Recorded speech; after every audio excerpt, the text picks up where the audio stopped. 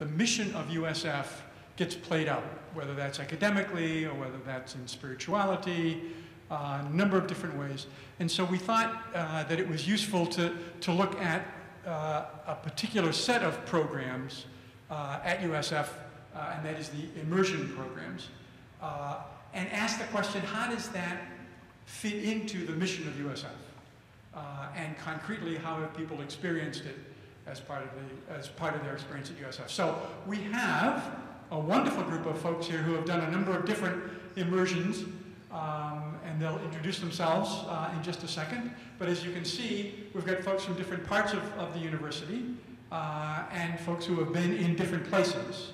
And the idea was not so much that you would hear a lot about each one of these programs. You can certainly do that in another time, but to kind of get a sense of this kind of cross-fertilization across the university of ways that this happens, okay?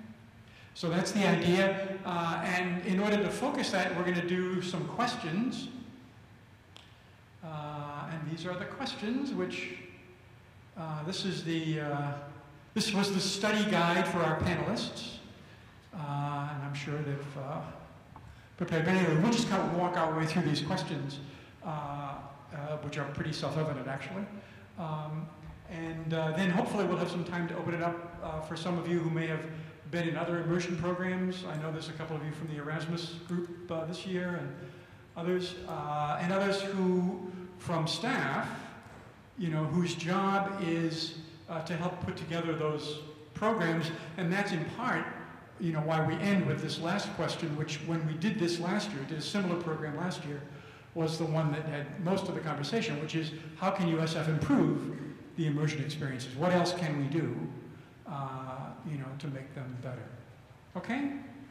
Seem like a good way to spend the next, and this will only take like 5 or 6 hours, right? So, we'll be out here by 1. Okay? Okay. So let me start. Just ask, maybe we'll go from Rosa across.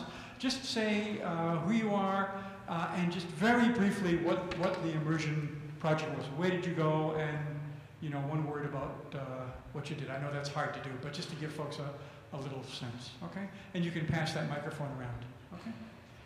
And I think it should be on.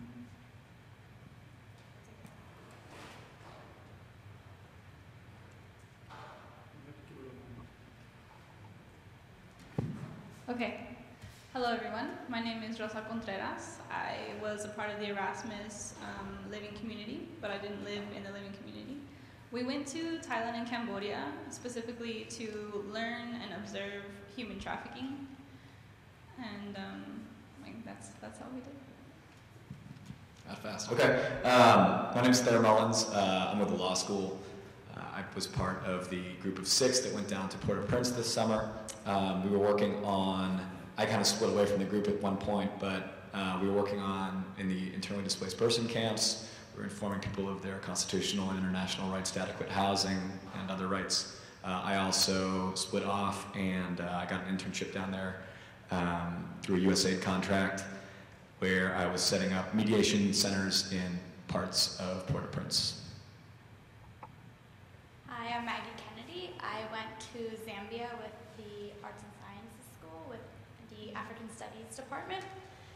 And basically we traveled all throughout Zambia, landed in Lusaka, the capital, went up to the Copperbelt and Kitwe up north, and then went down south to Livingstone, which is a tourist attraction.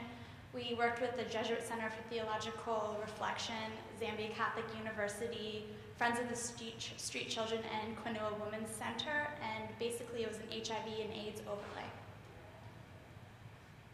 Hi, my name is Sarah. I'm an international studies major, peace and conflict track, and Middle Eastern studies minor. And I went to Beyond Bridges Israel-Palestine program, and so we went all over Palestine and Israel, West Bank, East and West Jerusalem, and then all over different parts of Israel. And we were basically there to learn about the conflict and learn conflict transformation and really to understand the different perspectives and narratives of both sides, since each side really has a specific perspective. And we just talked to different people, political parties, NGOs, people in settlements. We went all over and, yeah, working towards transforming the conflict. Hi, my name is Joel. I don't think it said it up there, but I'm an architecture major. I went to Colombia. We went to Buga. We built a shade structure for workers at a plantain museum. And yeah, we had a lot of precedent studies on indigenous materials and natural building practices. More than anything, they probably taught us more about natural building than we showed them. But yeah.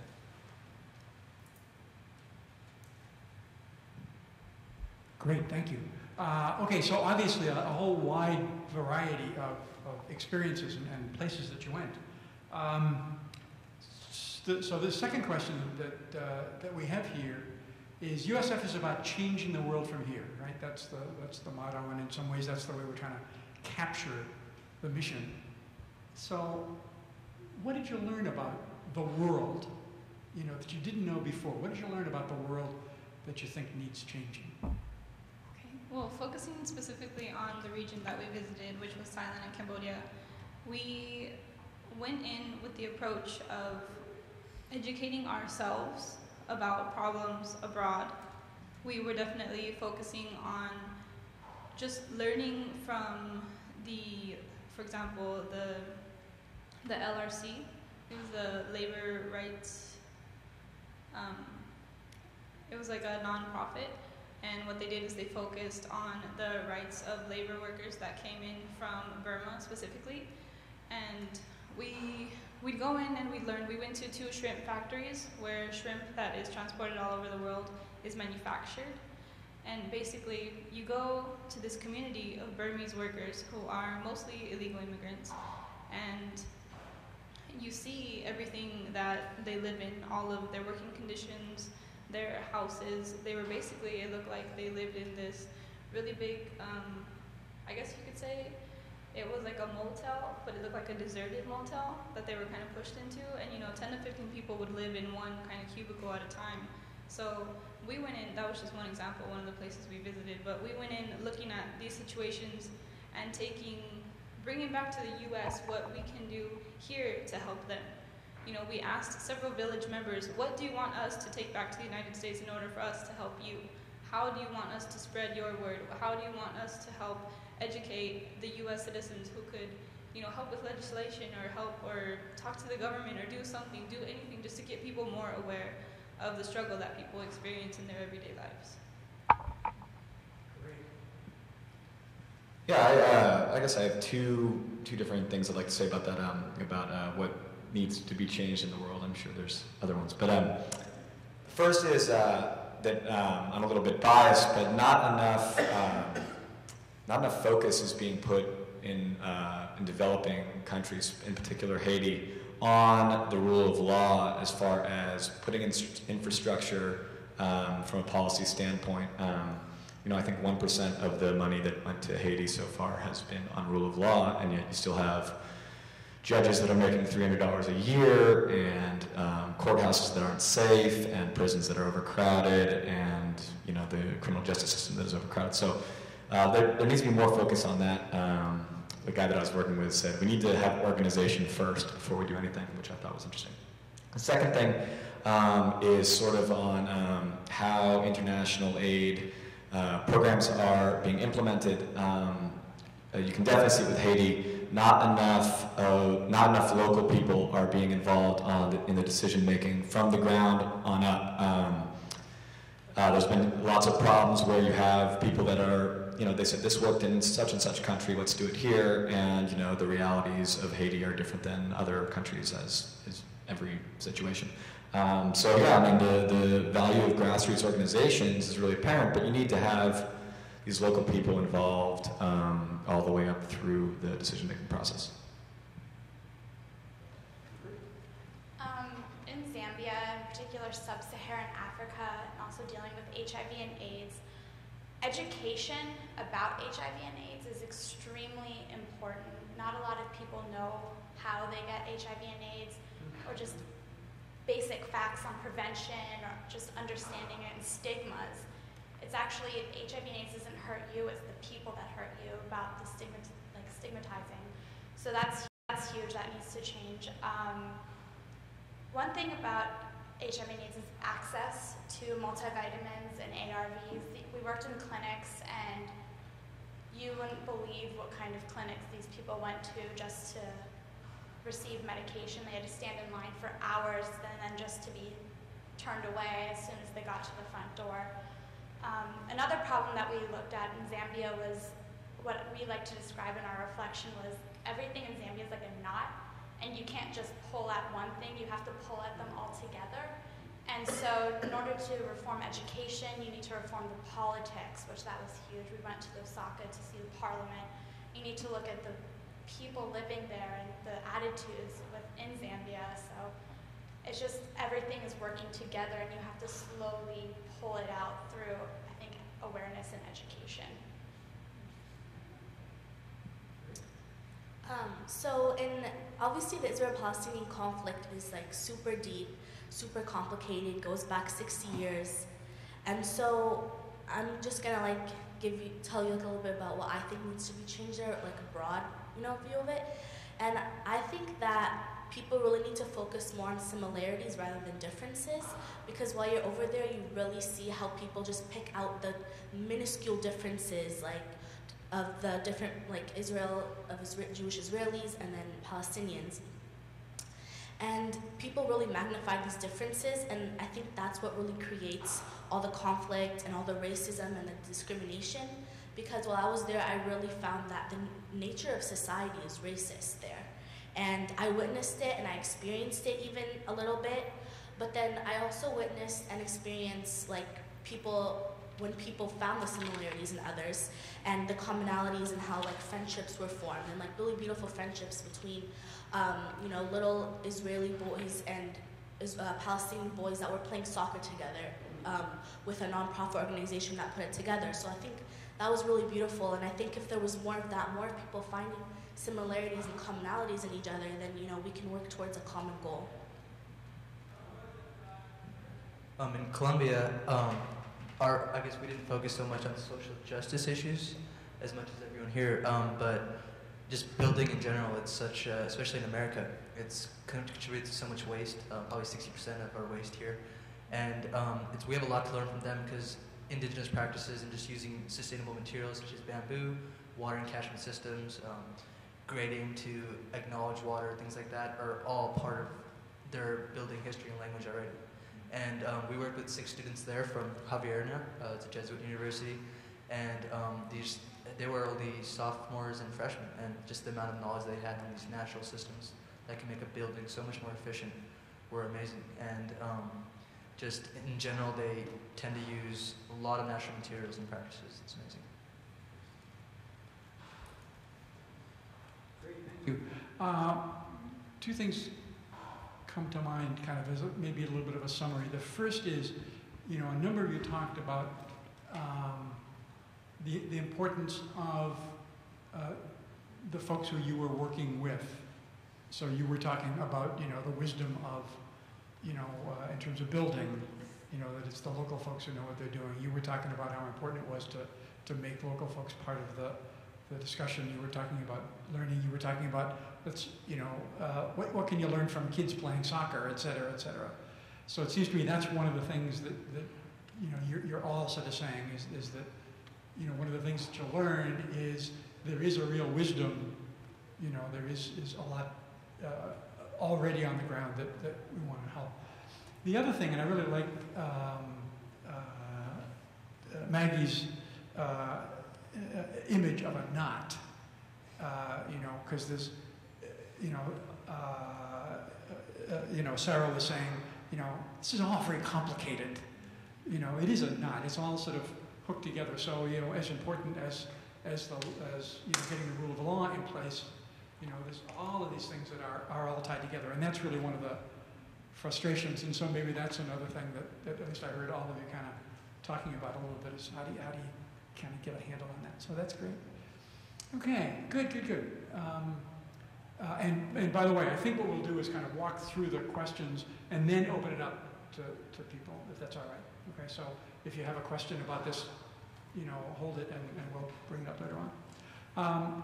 The next question, and you've already talked about it to some extent, how were your mind and heart changed? I guess just kind of a quick sense of, is there anything else you wanted to add about kind of your own personal experience?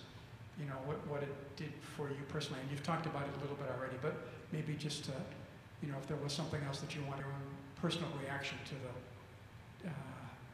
the event. Well, not only was I educated about several issues, the highlighted issues were citizenship, sustainability, we had like an environmental section, and then the supply chain of products, as well as that's all, you know, subcategories of human trafficking. But just having the experience of meeting the people that I did and being with the professors that I was with, it completely opened my mind and my heart to the world.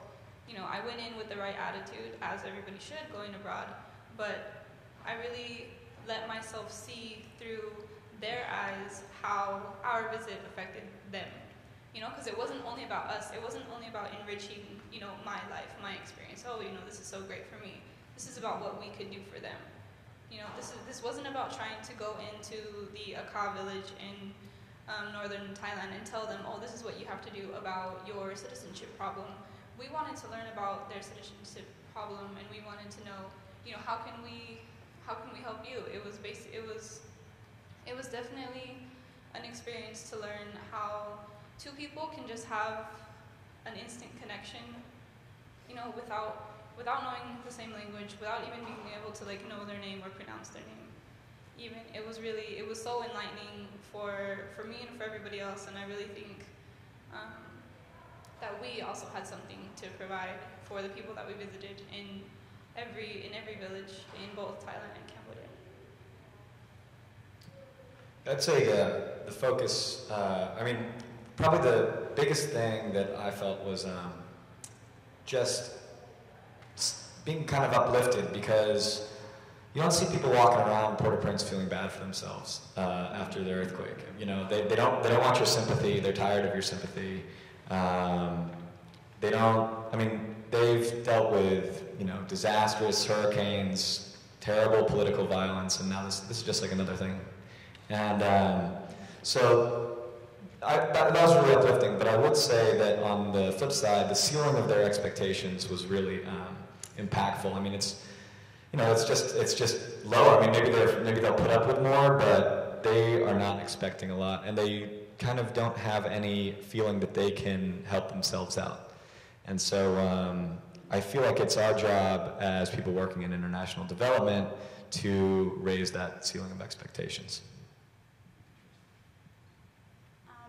The basic aspect of our trip with service learning was that we were to learn from them and not go there forcing anything upon them. So I just took in so much from these people. They were the nicest people I've ever met, and like he said, they've been through so much and still have these smiles on their face. And one part that really touched me as personally, we spent 2 weeks up in the Copper Belt in Kitwe and working with street children. And I was a little nervous because we did night outreach where we went out at night, and these children aren't in the right state of mind. They have been using drugs and alcohol in order to provide the feeling of fullness in their bellies. And so his name is Clayton, he came up to me and he just clung to me the whole 2 weeks we were there. And he bought me a necklace by the end of the trip, and he has no money. He does not work.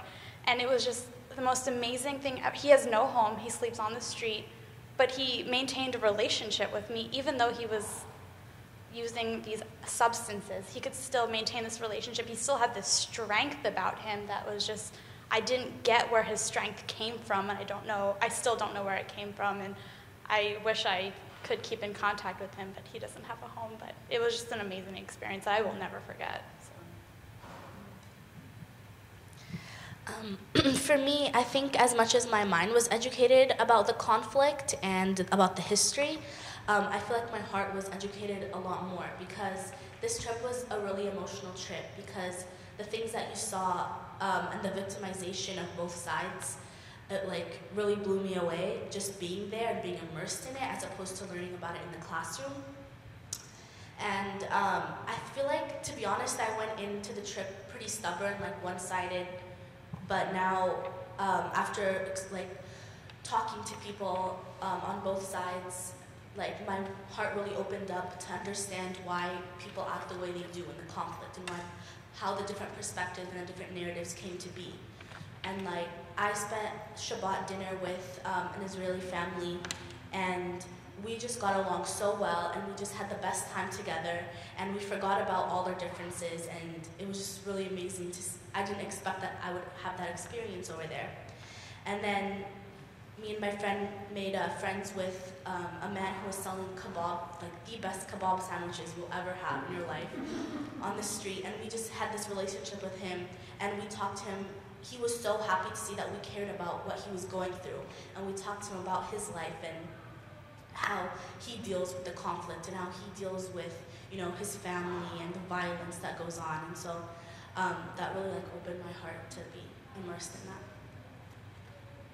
Two things in Colombia. I think one thing going there, my parents were very kind of worried about me and just kind of like the safety and the drugs and all that aspect. But it's actually like, I mean, I think it's a really false perception of Colombia, and that's all changed a lot. And since the government's become less corrupt, it's amazing how a country can grow. Their infrastructure is great. People are getting more and more educated. And it's amazing, like we didn't have any problems, really. I mean, there's times where you can maybe get hustled a little bit for if you're not smart about how you spend your money, but besides that, I mean, I think it's just horrible how people misperceive countries so poorly like that. But other than that, just for me, the greatest part was just I've traveled abroad before to India and things, and just the people we were working with, the laborers and stuff, just the conversations we would have. I speak some Spanish, but it seemed like architecture almost transcended. It was like a universal language because a lot of our project was figured out in a design sense, but as you construct it, there were structural elements that were still being figured out as we were building it. And so just the conversations we had between the workers, the architect we had working with us, our teacher, it was just amazing. We didn't know English. They didn't know English. We didn't know thing, but we were able to have a common knowledge about architecture and building. That was amazing.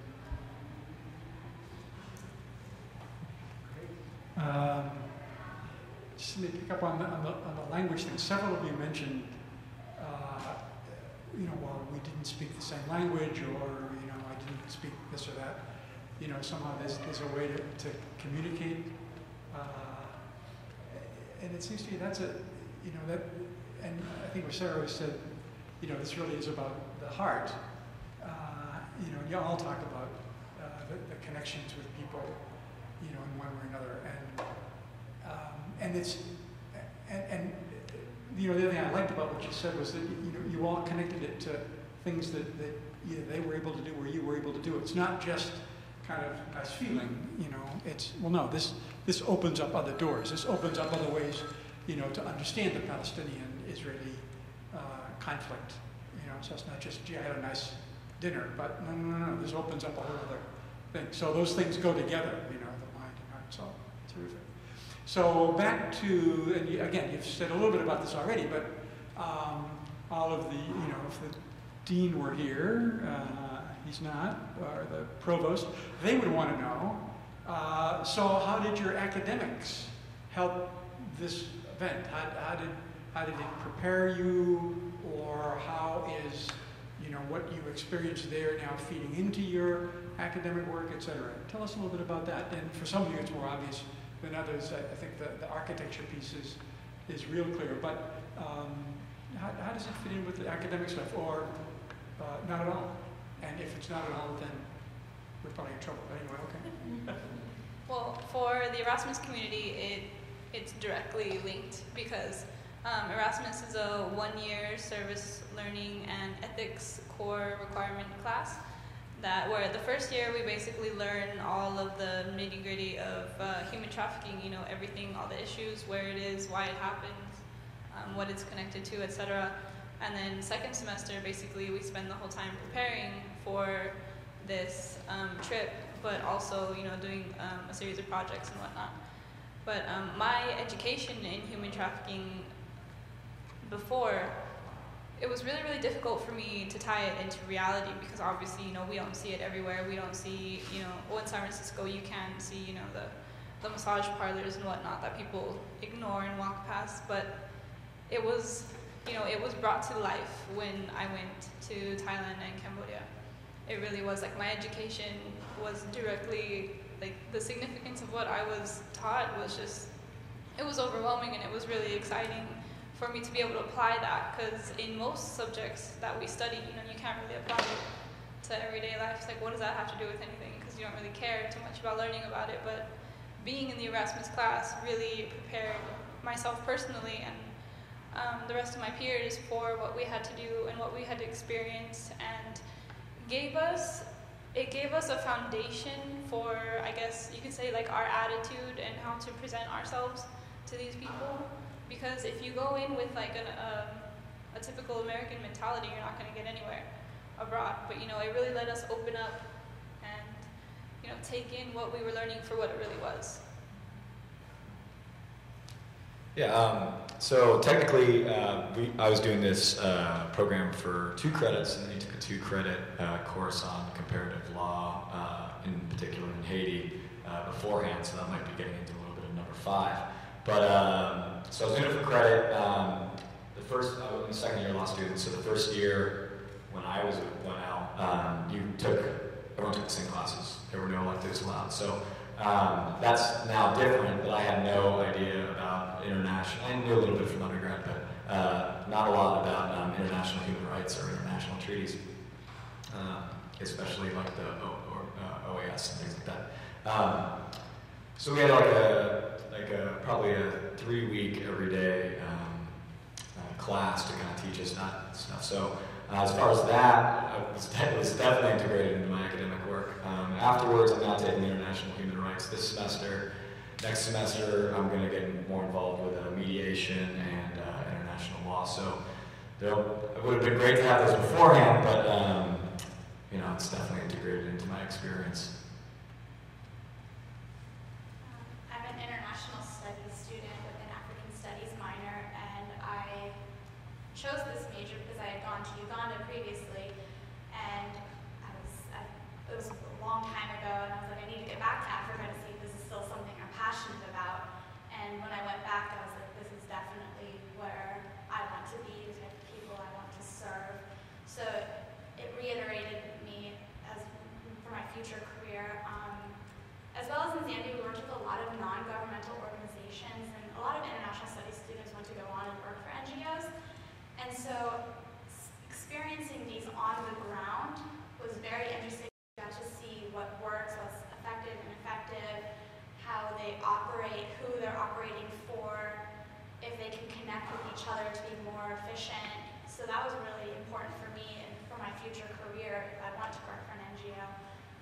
Everything in Zambia, definitely, I applied everything I've learned thus far through the African Studies Department, so it was very beneficial for me. For me, I took a social justice Israel-Palestine class with Professor Huntapper prior to going on the trip, and that class is part of mostly what made me want to go on the trip, to experience what I was learning in the classroom. And Professor Huntapper is an amazing professor, and he really put the conflict. We read so many articles, so much reading we did in that class, but he really put the conflict, he really taught it in a way that was easier for us to understand, because it's so complicated. And so that was really helpful to have that background knowledge when you're going on the trip, when you're hearing the different perspectives of everybody. So I think the biggest thing I saw, and we learned about this in school, is just how good architecture can influence like a community, or really like, you know, influence the way people live. And when on the way to Menezales, we made a stop at on this little town. It was actually a project that my teacher, Seth Wachtel, is our department chair. He does like 6 to 8 international projects every year. But 20 years ago, he did it in collaboration with Christopher Alexander, who wrote one of like the seminal texts of architecture. And it was basically, they designed the infrastructure of this town that had nothing, no materials, anything. Designed the infrastructure and 60 homes in collaboration with the people and what they needed.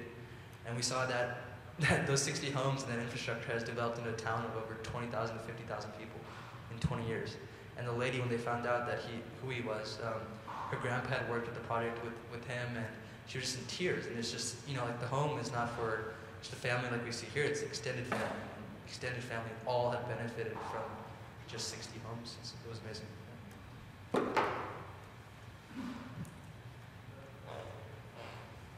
Well, I think the school would be happy to hear these things. I think you all say this is really closely connected to the academic stuff that you're doing. But what I also found interesting was, for a number of you, it's, and this will carry on, so I'll do more human rights work. I'll take a course in law on human rights issues and mediation, Maggie is now going to, put together the perfect NGO, but you get that, so you have a sense of kind of back and forth. That's great. I'm going to put together these, the two, question 5 and question 7 there, because I think it's hard to separate them.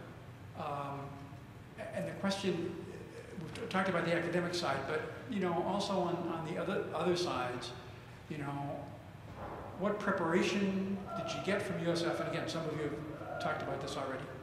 What kind of preparation did you get? What kind of follow-up has there been? Kind of formally, and how can we do that better? So there's the academic preparation, but there's also, meetings or cultural things, whatever. So, what was your experience of the preparation, and then follow-up afterwards, and how might we improve that? Well, a little bit more about the academic preparation. I was in the supply chain group in the Erasmus class, and having a focused subtopic within human trafficking really made members of my group like experts. Say a little bit about, just 30 seconds about what you mean by supply chain. Okay, so with supply chain, we looked at the process that like a product, say this sweater, took from cotton to store, basically. So when we were in Thailand, I said we visited the shrimp factories, right? So we went to the Mirror Foundation in Bangkok, and there they were looking at the supply chain and the illegal workers that were working on shrimp boats. And that was amazing for the supply chain group, because we were like, this is what we've been learning. This is what we've been studying, human trafficking within the supply chain, and every step of production of a product, who's being paid, who's being served correctly, justly in that. So, we learned that in the production and the manufacturing of shrimp, that's transported all over the world, that we probably eat on a daily basis, there is slave labor. So that made us an expert, and that was an amazing experience to be able to say, like, oh, I know about this, and, you can have an active conversation with them. But in, like, the building blocks of getting ready for going on an immersion trip, what we did is we wrote letters to get sponsors to fund our trip. And we had a brochure that was prepared by, we have an RA for Erasmus, Lizzie. She put together this very nice brochure that had a picture of our whole class and then all this information about where we were going and why we were going there. And then we would send out letters and get donations. We also sold t-shirts that said, this shirt free slaves, and had a little quote about our Erasmus class in the back. So we had a lot of options on making money in order to fund our trip, because it wasn't cheap, but it was totally worth it. And not only that, but our itinerary provided to us by our professor, Mike Duffy, was very useful. And let's see, what else? Packing was very, very difficult and stressful for me, I know, because I was under the impression we had to take like carry-on only, for 2 weeks abroad, and that ended up being totally wrong. But I did it. I ended up only taking a carry-on the whole entire time because after our 2 weeks in Thailand and Cambodia, I went to the Philippines, and I had to buy another suitcase because I actually broke my suitcase because I had too much stuff in it. But other than that, USF, my Erasmus class, and Mike Duffy definitely prepared me for the immersion trip in every way, education, and just, the basic steps in buying the plane ticket, in paying for the plane ticket, and getting there, in maneuvering my way around from the international Bangkok airport to the guest house that we had to stay in. Yeah, just to reiterate, academically, you can take electives in human rights now. That was only last year they changed that. The preparation, the class was great. It really helped us do what we needed to do down there. I didn't quite know I was going to get into mediation until I was down there, so I was kind of learning on the fly. But we had several teachers down there with us. Actually, the dean of the law school was supposed to be down there, but he had some last-minute thing that he couldn't make it. But there's lots of support while you're down there. As far as follow-up, this would probably be the area where I think it needs to improve. It is the first time they went down to Haiti, so we'll see if there's a second, depending on whether President Martelly reinstates the military. But yeah, I mean, I would say you have to go get it for yourself. I mean, this semester and next semester, I'm involved in the Justice Advocacy Program. They're working with the Institute for Justice and Democracy in Haiti, which is the group that we were involved with down there in the first place. So as far as the follow-up through the school, I mean, these are student organizations. This is kind of for self-starters, I suppose. But yeah, I mean, I suppose there could be a little bit more support from the school. But, you know, there's also a mediation clinic where you are going in and mediating small claims. So I'm going to try and do that next semester. So there's definitely ways that you can continue to scratch that itch through the school. So I think it'll improve as the program gets more solid ground. For the Zambian program, Professor Dubé actually works in the theology department as well, and sometimes it's a requirement to take either one or two of these theology courses, but it's very loose, so I didn't take it. I can't tell you what the classes were, but there was a lot of preparation going into this program. We had to meet once a week. It was not a course. We didn't get any units for it. I think it was every Thursday night we met. We went through a series of lectures we met with Star Moore through the McCarthy Center to talk about what service learning is. We met with an HIV and AIDS, I guess, infected, I don't want to call him a victim. And it was talking, discussion, what we would be doing. We met with former students who were going to be there, as well as we had to do a service program in the city of San Francisco, working with Project Open Hand, which is an HIV and AIDS center in the city downtown, where what we did is we went there and we prepared food. So it's people who have HIV and AIDS can go there and get proper nutrition if they don't have enough money for food, because that's really important when you're taking the ARVs to eat, so they're effective, because if you're not eating, then your body's just going to reject all this medication that you're feeding it. So we had to work with Project Open Hand. I think it was a total of 20 hours, I can't remember, but I was addicted. I loved Project Open Hand. We sat there and cut onions for hours, but it was fun. And we got free food out of that, so that was nice too. And follow-up is, there was actually we still email each other daily, telling each other what we're doing, what's going on. Professor Dubé loves to spread the word about Zambia. But I actually started this initiative to start a club on campus, and it's going to be called Temwa. I've already put the petition in. And Temwa means love in Bemba, which is Zambia's language.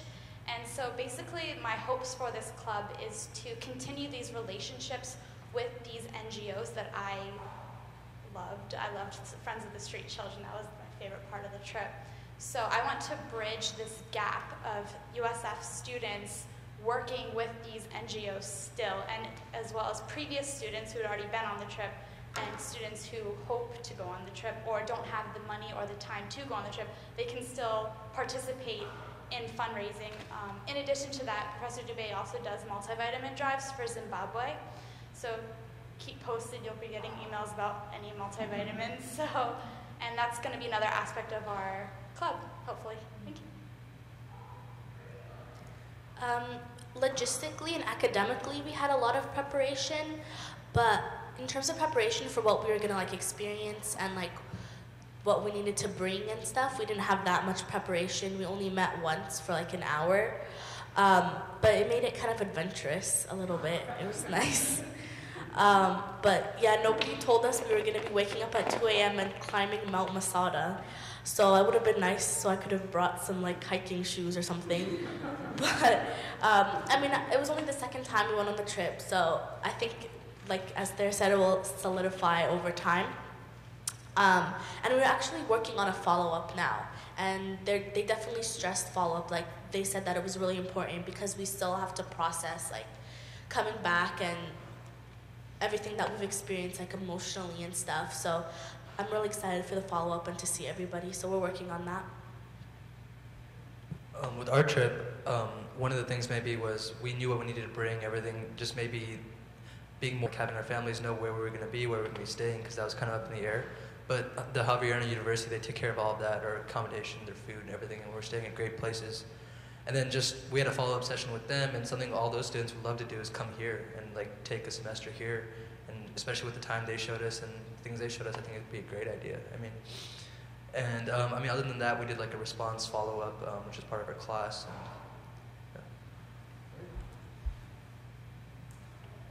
So not a lot of institutional follow-up, but a number of you talked about, you mentioned sort of self-starting, or go out and get it yourself, or your club that you're putting together, or the follow-up that you guys are doing. So that's an interesting piece. Maybe that's something those of us who are involved in this can kind of have in mind. Whether we need to do more institutionally or just encourage the kind of personal follow-up that each one of you are doing. That's great. I'm going to leave the summary question just because I want to make sure we have a little bit of time for questions or for comments from any of you who did an immersion program yourself, or anything you want to add, or as I say, any questions you might have. So, questions? Now these folks have been great for 40 minutes, so what else, what other thoughts or questions do you have? Sir. If you could tell us who you are and... Hi, I'm Krishna. I'm a sophomore, a bio major here in USF. I was wondering, because like one of you said that what's more important about this immersion trip is that you actually learn from what they're dealing with, or learn about their problems instead of coming in with a stereotypical mindset. And knowing those problems more now, since you've been immersed in for a certain period of time in those areas, like, how do you think you can use your educational resources to help out in those type of problems?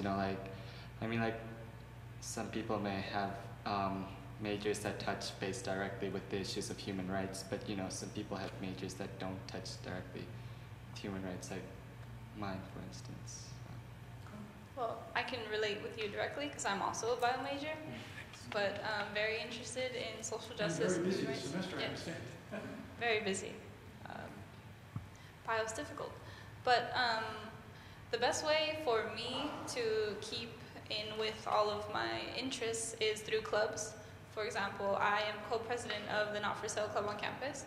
So that's definitely one way that I can keep in the groove of social justice and talking about human trafficking and talking about the issues and talking about things that we can do to make small changes. It's really difficult because you go there and you see the problems and you're like, I want to help you, I want to do something, but you can't, because as one person you don't have that much power.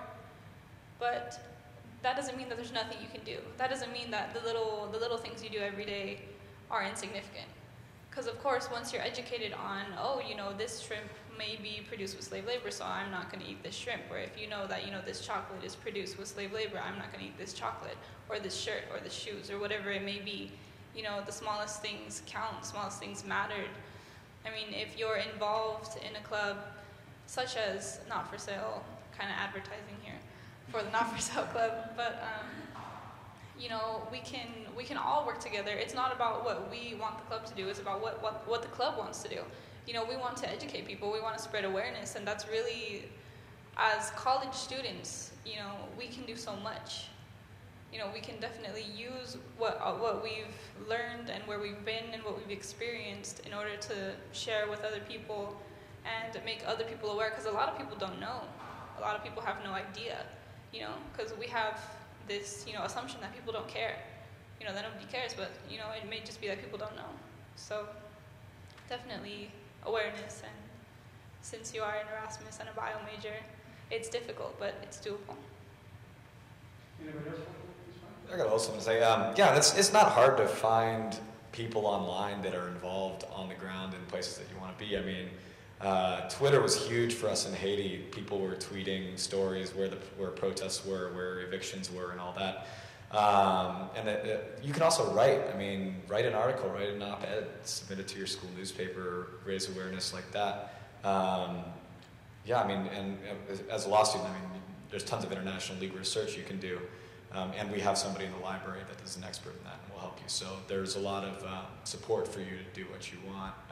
And your fellow students will be interested. You just got to kind of pique their interest. So. I couldn't stress awareness more. Just making people aware, educate people about what you've learned. You went there for a reason. You took something from this trip, so use that. In addition, while I was on the trip, someone told me something that just stuck to me, and it was, don't aim to change the world, aim to change your world. So now that this is part of you, do something in your life that can affect what you have done and change your world. Be aware.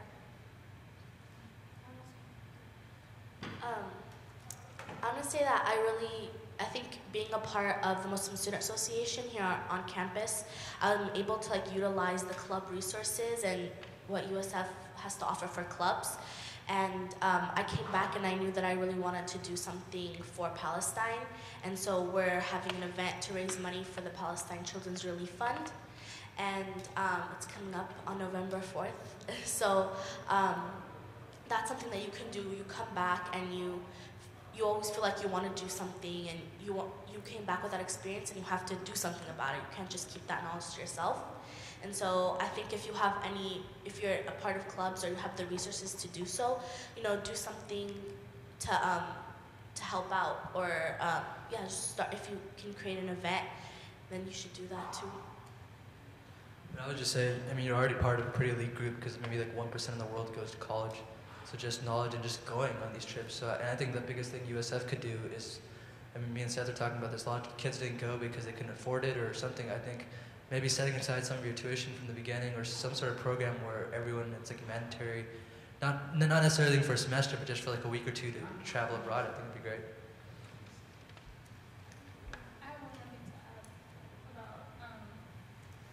For those of you that don't know about the Global Forum on Human Trafficking, it's this weekend in San Jose, or Silicon Valley, I guess you could say.